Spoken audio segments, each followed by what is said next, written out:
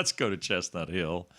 Jeff Hafley joins us. The head coach of the Eagles is here. Nice win last Friday night against Virginia Tech.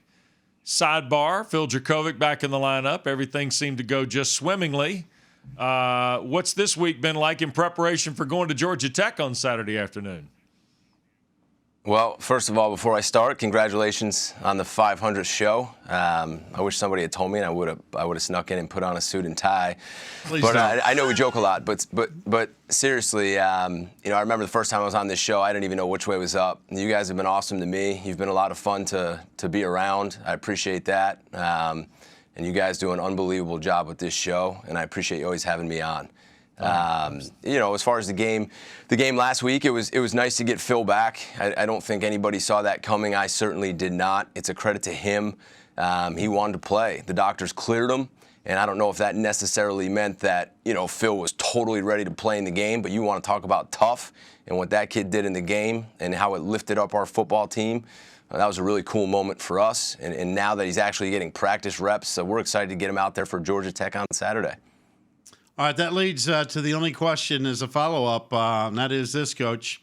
Who's your starting quarterback Saturday? Well, I said it. We had Wes do our Louisville game, which was awesome. We finally got him, and he saw Phil warming up, and I read something. He was calling the return of Phil before they even cleared him. Oh yeah, that's it. We're going to go with 5 this week. I'm not going to play any games. We're going to start Phil, and I feel confident in saying that. I got to tell you, because it's kind of a running joke on the show. I said if I've ever coached, and I have never been a coach and never going to be, but if I was a head coach, I wouldn't tell the media anything. If somebody ever asked me a question about a starter, I'd pull a Bill Belichick and go, well, we'll just have to find out when game time. But I saw your post-game press conference, and you kind of almost were apologetic, saying, "Hey guys, I wasn't trying to hold anything back. Here's how the whole thing unfolded." And I give you props for that, because I'm sure there were a lot of people going, "Well, he knew the whole time. He had to know the whole time Dracovic was coming back and going to start in that game."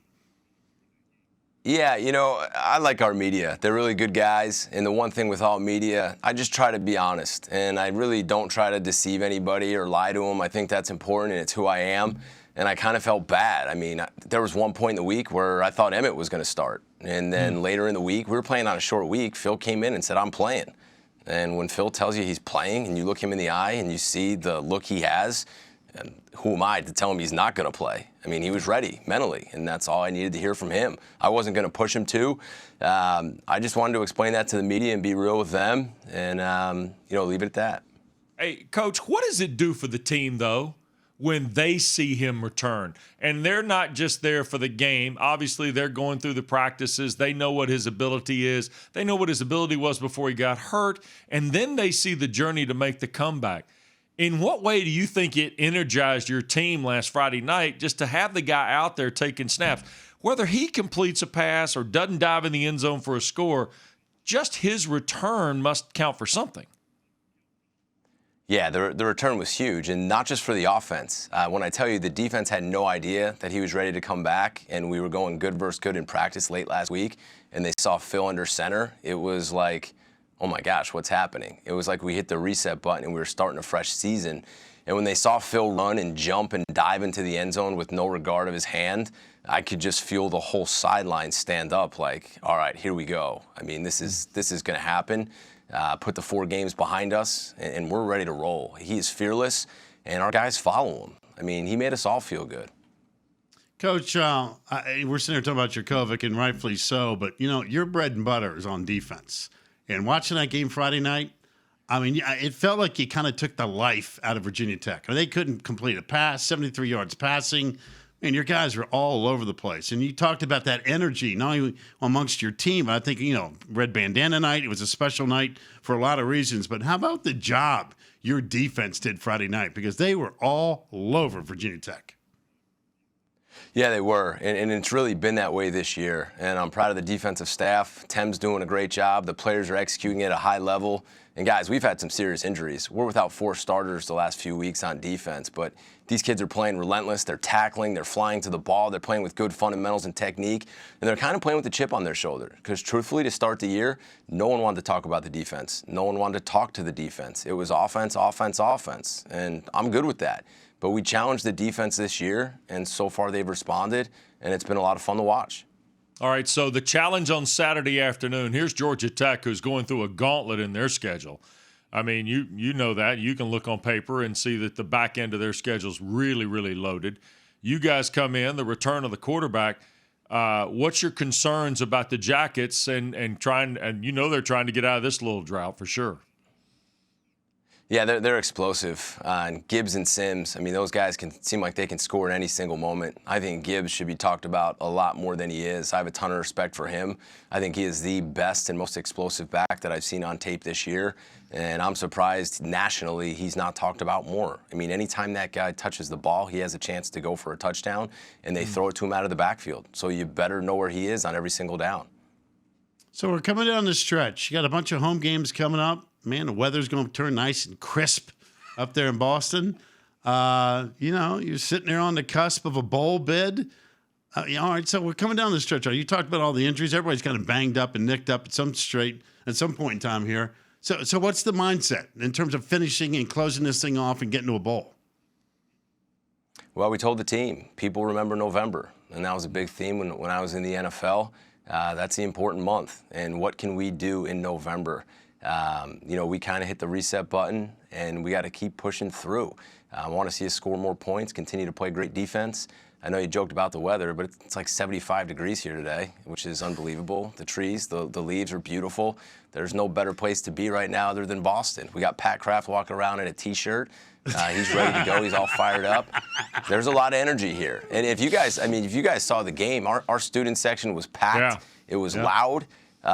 This is a great place to be right now. And I know there's been some disappointment, but I'll tell you this, guys. I've learned more about myself as a head coach going through that 4-game stretch than I did over any of those wins. You find out who you are in hard times. You find out what type of coach you are. You find out what type of team you have. And I'm damn proud to be the head coach of this team because this team doesn't quit. They don't listen to outside noise. And I just can't wait to finish the season. Just out of curiosity here more than anything else, how much do you think last year's helped you this year? Because you were as successful in year one against all odds of just getting something on the field and having success when nobody else seemingly dealt the same cards were. How did you do it, and how much has it helped you now? Well, I think it helped us build our culture. I think it helped us become tight. And I think you bring up a really good point. It helped us get through that really hard stretch that we did because our team's close and because these kids do love each other and because these kids trust the process that, it's about getting better every single day and it not always about the result. There was no pointing fingers. There was no hanging heads. Last year brought our team closer together. And in my first year, as hard as it was, I'm glad it happened because this team is tight, really tight. You mentioned the emotion of Friday night, and I remember watching the game and your post-game interview. It moved you, didn't it? I mean, I could tell that you were, winning the game is obviously the most important thing, but in some respects, it wasn't the most important thing given the culture. When you talk about the student body was jacked up, ready to go, the red bandana night, team played well. It's a Friday night. I could tell that meant a ton to you personally. Yeah, it did. It meant a ton to me, but more importantly, it meant a ton to our team. Playing in the red bandana game, playing for Wells, playing in front of that crowd, and then even more, just sticking together and battling through that struggle. Struggles make you strong if you can conquer them, and that's what our team did. And all the emotion kind of came out of the hard times in those 4 weeks and everything that was going on in the stadium. And I was just so happy for the players and for the staff. And you could feel it in the locker room. Honestly, it was one of the best moments since I've been the head coach, and I look forward to having more like that. Congratulations. We love having you on the program, and you're doing great stuff, man. And with Jurkovic back, you can go back to throwing it 75 times a game instead of running it 75. Even though I believe, Coach, if I'm not mistaken, I'm not mistaken. I saw some stat this week that when you run it more than 50% of the time, you're 8-0. Oh, my God. I don't know why you're throwing Really? it 75 times. Jeff, here That's we go. just me. Are you serious with the guy? Whoa, Seriously, this guy. whoa. Seriously, Hold on a this guy. second. If that stat is true, I'm going to go talk to Coach Signetti. But you guys think I like running it 40 times a game? I mean, we'll see what happens. I got to go check that stat out. Hey, But let's throw it 80 times. Come on, man. Let's I like go. it. Let it rip. Hey, it's at 75 degrees in Boston, baby. We're going to throw that bad boy. That's what we're doing. How about every morning I sit here with the pocket offensive coordinator? How about the guy I work with here, huh? How about this? Calling your plays love it. for your team. Yeah. Oh, yeah. Hey, Coach, no disrespect. I've never lost a game. Ever. Ever. Hey, Hafley, here's the deal. He will park his big rear Saturday morning at what? 10? 6 a.m. 6 a.m. He does not move till 2 in the morning. I watch Watches film. everything. I watch everything. I know everything. Unbelievable. Well, give me a call if you got any plays you want us to put in. Oh, my God, no. 500, No. your 500 show. Shoot me a text, give me a call. We'll see if we can add it in. Hey, let me tell you something. I'll be checking you guys out this way. If I see something I don't like, I will give you a call. Oh, all right? gosh. Oh, I will give you a call. Stop Hafley. it. No. No. Good luck in Atlanta on Saturday. We always appreciate it. No, you're not I offering want one another more play. thing. What? I want one more thing. What? Make sure Pat Kraft is not wearing a T-shirt on game day Saturday. All right, just do me a favor. We'll put him in a sweater vest and with a T-shirt underneath it. That works. And we'll see what he can do. He can wear the eye black, but I- no T-shirt. I appreciate it, guys. Congrats again on your 500 show. Thanks, Cool to be a Jeff. part of it. You guys are awesome. And I'll talk to you guys again soon. You Keep up bet. the great work. Jeff Hafley. Holy cow.